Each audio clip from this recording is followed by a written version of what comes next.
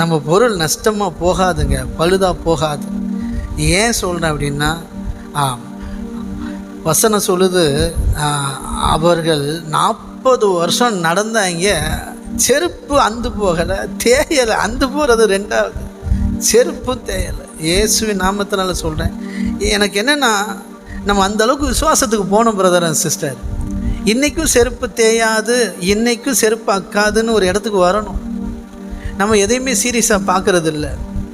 ரொம்ப சுவிசேஷங்கிறது ரொம்ப சென்சிட்டிவானது. தேவனுடைய சாட்சி, தேவனுங்கிறவர் ரொம்ப ரொம்ப ரொம்ப என்ன சொல்கிறது, அதெல்லாம் பெரிய ரொம்ப ஆழமாக மைன்யூட்டாக திங்க் பண்ணணும். நம்ம மேலோட்டமாக ஓடிக்கிட்டு இருக்கிறோம், ஒரே ஓட்டம் சாட்டம் ஓடிக்கிட்டே இருக்கிறோம். பொறுமையாக போகணும். சொல்லுங்கள், எனக்கு நியமித்த பாதையில் நான் பொறுமையாக போகணும். சரிங்களா?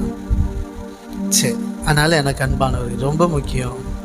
எவ்வளோ பெரிய பிரச்சனை வந்தாலும் சரி, அதை மாத்திர அப்பா நமக்கு இருக்கிறார்.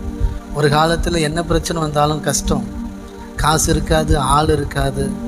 ஆனால் இன்றைக்கி அப்படி இல்லை. அவருக்கு தயவால், அவர் கிருபையால் எது வந்தாலும் அவர் கிருபையால் சரியாகுது. சொல்லலையா, தலைக்கு வந்தது தலப்பாவோடு போகுதுன்னு. நமக்கு தலப்பாவும் போகாது. புரியுதா? தலைக்கு வந்தது தலப்பாவோடு போச்சு, நமக்கு தலப்பாவும் போகாது, அதுக்கும் மேலே ஓடி போயிடும். நம்மளை தொட முடியாது. இயேசுவின் நாமத்தில் எத்தனை விசுவாசிக்கிறோம்?